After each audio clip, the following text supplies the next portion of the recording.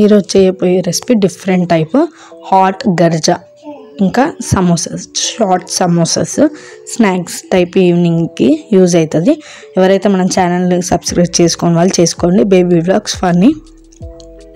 2 ఆలూస్ తీసుకోండి, దీనికి 2 సరిపోతుంది. కుక్కర్కి వేసేస్తే కొంచెం జెల్లీ స్మాష్ అవుతుంది. 1/2 కప్పు గోధుమ పిండి. ముందుగా స్టవ్ ఆన్ చేసుకోండి. ఏవైతే కుక్కర్ది ఆలు పెట్టానో అది పెట్టేసుకోండి. హై ఫ్లేమ్లో పెట్టేస్తే జెల్లీ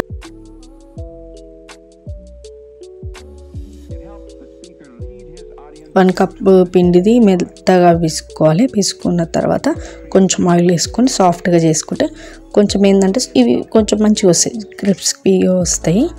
ఓకేనా, మంచిగా వస్తాయి, టేస్ట్ మంచిగా అవుతుంది. ఈ ఎండ్ వరకు చూస్తే వీడియో నేను ఎలా చేస్తాను ఏంటి అనేది తెలుస్తుందండి. ఎండ్ వరకు చూడండి, వీడియో మర్చిపోకండి, ఎండ్ వరకు చూడండి. నా ఛానల్ అయితే ఎవరైతే సబ్స్క్రైబ్ చేసుకొని వాళ్ళు చేసుకోండి. ఓకేనా, ఇది ఇక్కడ అయిపోయింది కుక్కర్ది. స్టవ్ ఆఫ్ చేసేసుకోండి. దాంట్లో హెయిర్ మొత్తం తీసేసేయండి.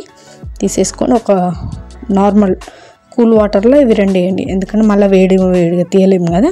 ఓకేనా, ఇవి పక్కకు పెట్టి ముందుగా స్టవ్ ఆన్ చేసుకోండి. ఒక బాండి పెట్టండి.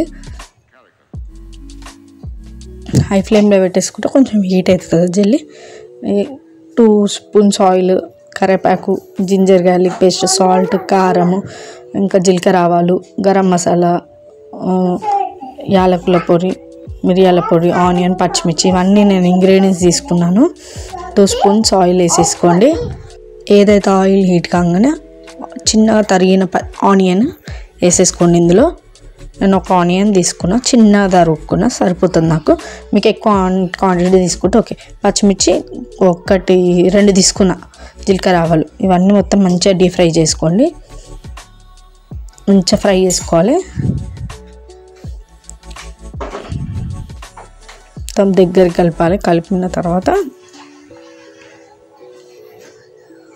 కొంచెం కరివేపాకు, జింజర్ గార్లిక్ పేస్ట్,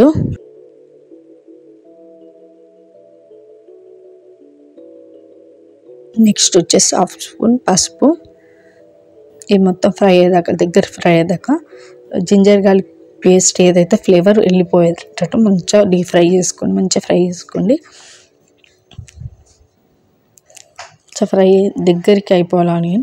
తర్వాత ఇదైతే ఆలు మొత్తం దగ్గరికి ఇట్లా పేస్ట్ లెక్క వేసుకుని ఇల్లు వేసుకోండి. మంచిగా ఫ్రై చేయండి. మంచిగా ఫ్రై చేసిన తర్వాత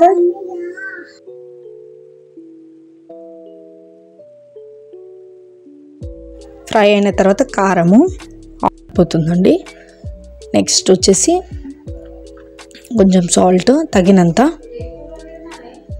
మిరియాల పొడి, గరం మసాలా, ధనియాల పొడి, ఈ 3 మసాలాలు వేసుకుంటే టేస్ట్ బాగా అవుతుందండి. కారము ఇవన్నీ వేసేసుకోండి. ఒకసారి వేసుకొని మంచిగా ఫ్రై చేయండి. మంచిగా దగ్గరికి అయిపోవాలి. ఆలు ఏదైతే మంచిగా ఫ్రై అయిపోవాలి.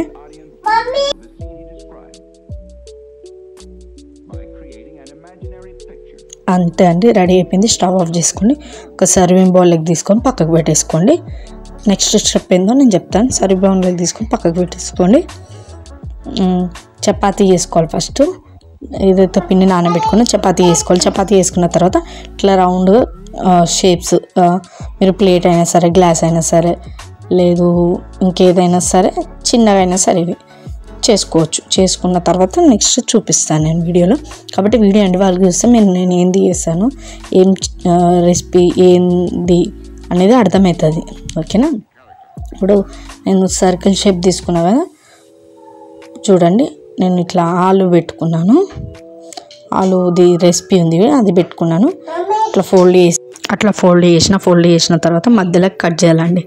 నైఫ్తోనైనా సరే, ఇంకేది స్పూన్ ఉన్నా సరే కట్ చేసుకోండి. ఇట్లా మధ్యలో కట్ చేసుకుంటే ఓకే, బెస్ట్. సమోసా షేప్, గర్జా షేప్ చేసి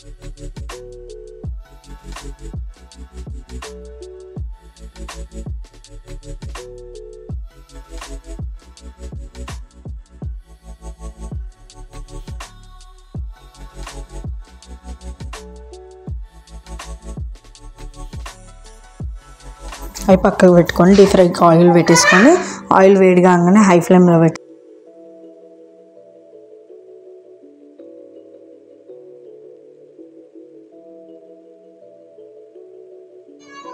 గజ్జు షేప్ది కూడా వేసేసుకోవాలి. ఇది కూడా వేసేసుకొని మంచిగా డీప్ ఫ్రై చేసుకోండి. మంచిగా బ్రౌనిష్ కలర్ అవ్వాలి. మరీ మాడనివ్వకండి. నాకు కొంచెం మాడింది, మీరైతే మాడనివ్వకండి. అయినా టేస్ట్ బాగానేది. సర్వింగ్ బౌల్లోకి వేసేసుకున్నాం. మొత్తము సాస్తో తినండి, చాలా బాగుంటుంది. నేను సాస్తో తిన్నాను, చాలా నచ్చింది నాకు. వీడియో ఎండ్ వరకు చూడండి. నా ఛానల్ ఎవరైతే సబ్స్క్రైబ్ చేసుకుని వాళ్ళు చేసుకోండి. Thank you friends.